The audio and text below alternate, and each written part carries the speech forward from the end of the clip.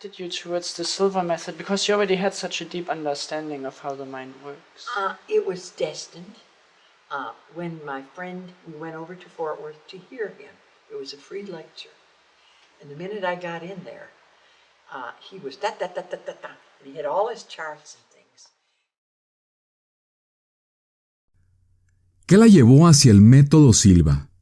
Porque usted ya tenía una profunda comprensión sobre cómo funciona la mente, ¿no? Bueno, estaba destinado, porque cuando mi amiga fue a Fort Worth a escuchar a José, había una conferencia gratuita ahí con él. Y en el momento en que entré allí, él estaba bla, bla, bla y tenía todos estos gráficos y cosas. Y él tenía un acento tan pesado que no podía entender nada de lo que decía. Y todos querían saber más sobre el tema. Y él era tan brioso, ya sabes, él era Leo, y estaba ahí parado, muy orgulloso. Entonces, durante el break, me acerqué a él y le dije, «¿Sabes? Estás hablando demasiado rápido, no puedo entender nada de lo que dices». Y él solo me dijo, «Gracias». Y luego empezó a hablar más lento. Y después de eso pensé, este joven sí me escuchó, me hizo caso, porque aun siendo Leo con una presencia tan fuerte, él escucharía mi sugerencia y comenzó a hablar más lento. Y luego, incluso durante el descanso, se acercó y me pregunta, ¿estoy hablando lo suficientemente lento? Sí, gracias, le contesté.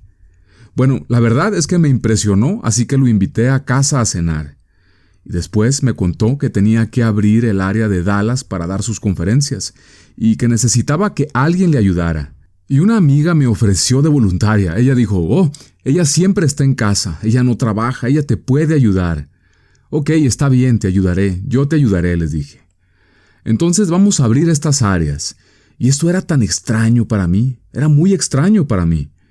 En aquel entonces no podíamos poner anuncios en el periódico, en aquel momento, porque control mental quería decir que iba a influenciar a las personas. Y no podrías poner esa propaganda en papel, y debería haberlo cambiado por otra cosa. Pero él estaba tan decidido, él decía, quiero que sea control mental para que las personas puedan controlar su mente, no que nosotros controlemos su mente. Entonces así fue como lo dejamos. Así que yo tenía una amiga que tenía muchos amigos en iglesias y demás. Entonces íbamos a tener una conferencia introductoria. En aquel momento yo era podríamos decir, bastante popular, porque conocía a muchas personas. Y yo conocía a un joven que tenía mucho, pero mucho dinero. Y él tenía un edificio con una habitación muy grande. Y luego yo lo llamé y le dije, «Oye, ¿podrías prestarnos este espacio gratis?» Todo era gratis cuando yo les llamaba. Entonces José tendría este espacio para dar su conferencia allí. Así que llegamos y había unas 150 personas de diferentes iglesias que fueron invitadas y que se les dijo, vengan y aprendan a usar mejor su mente. Entonces ahora teníamos que registrar a las personas que quisieran asistir a la conferencia. Y miré a José y hay más de 120 o 130 personas y le pregunté, ¿cuántas personas quieres en tu primer evento? Y me dice, ¿a qué te refieres? Sí, ¿cuántas personas quieres en tu primer conferencia? Y me dice, bueno, digamos que 83. Ok, ¿quieres 83? Bueno, tendremos 83. Y solo se va caminando. Yo me quedo pensando, ¿qué diablos está pasando? Muy bien. La noche siguiente, él tendría su clase, y está la gente registrándose y me están llamando para las inscripciones y demás, y de repente había 82 en la clase, y estaba José sentado allá esperando, y me dice, vamos a comenzar ya. Y le dije, no, falta una persona que tiene que llegar. Yo no sabía cómo, yo sabía que él quería 83, entonces tiene que tener 83. Y de repente aparece este hombre y dice, lo siento por la tardanza, y entra por la puerta y se sienta.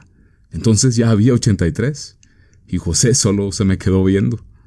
Yo no tuve nada que ver, era algo que, no sé, quiero decir, la guía lo ayudaba todo el tiempo.